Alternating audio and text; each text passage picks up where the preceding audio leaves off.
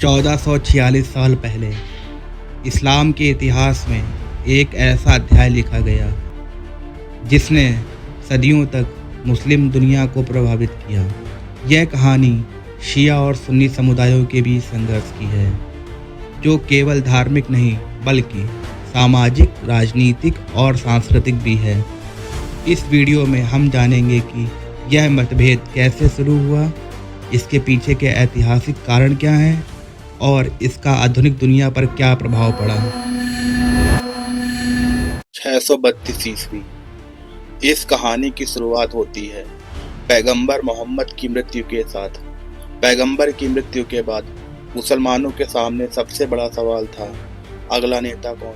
मुसलमानों का एक बड़ा समूह चाहता था कि नया नेता कुरैश जनजाति के सबसे अनुभवी व्यक्ति को बनाया जाए, जबकि एक अन्य समूह मानता था कि नेतृत्व पैगंबर के अहले बैत यानी उनके परिवार से ही होना चाहिए। 661 ईस्वी जब अली अलैहिस्सलाम की शहादत एक खवारिज इब्ने मुलजिम ने कूफे की मस्जिद में सजदे की हालत में कर दी, तो इस्लाम सत्ता संघर्ष और गहरा हो गया। बाद में बनी उमैया के खलीफा यजीद इब्ने मुआविया ने जबरदस्ती सत्ता को अपने हाथ में ले लिया। इमाम अली अलैहिस्सलाम के बेटे इमाम हुसैन अलैहिस्सलाम ने यजीद के अत्याचारी शासन को स्वीकार करने से इनकार कर दिया और विरोध में खड़े हो गए। 680 ईस्वी करबला के तपते मैदान में ऐतिहासिक युद्ध हुआ, जहां इमाम हुसैन और उनके परिवार को यजीद की फौज द्वारा घेर लिया गया। बिना पानी और रसद के हुसैन और उनके 72 फॉलोवर्स वीरता से लड़े, लेकिन आखिरकार उन्हें घेर कर सजदे की हालत में शहीद कर दिया गया। यह घटना शिया समुदाय के लिए एक गहरे शोक और श्रद्धा का प्रतीक बनी। वे इसे अन्याय और अत्याचार के खिलाफ लड़ाई का प्रतीक मानते हैं, जबकि सुन्नी समुदाय इसे इस्लामिक इतिहास की एक दुखद घटना के रूप में देखता है। ऐ सुन्नतो तरीकत के मानने वालों, हुसैन इब्ने अली ने हुकूमत के तलब में खलीफा के खिलाफ बगावत की। वे अदलो इंसाफ से मारे गए, उनका माल लूट लिया गया और उनके अहले बैत को असीर कर दिया गया है।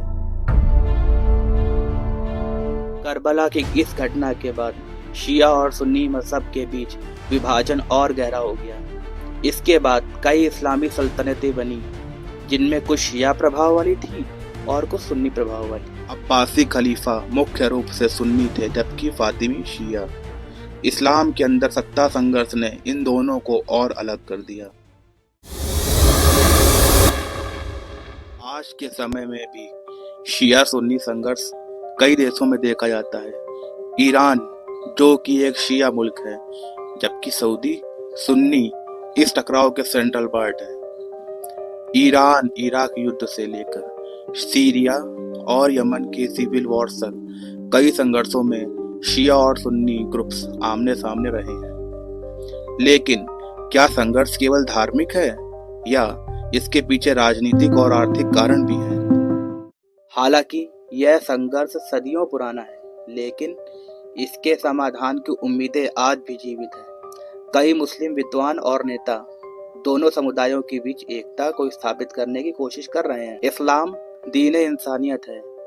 इतिहास में कई ऐसे मौके भी आए हैं जब दोनों मजहब ने मिलकर तरक्की की है। यह संघर्ष केवल विभाजन का नहीं बल्कि एकता और सहयोग की संभावनाओं का भी है।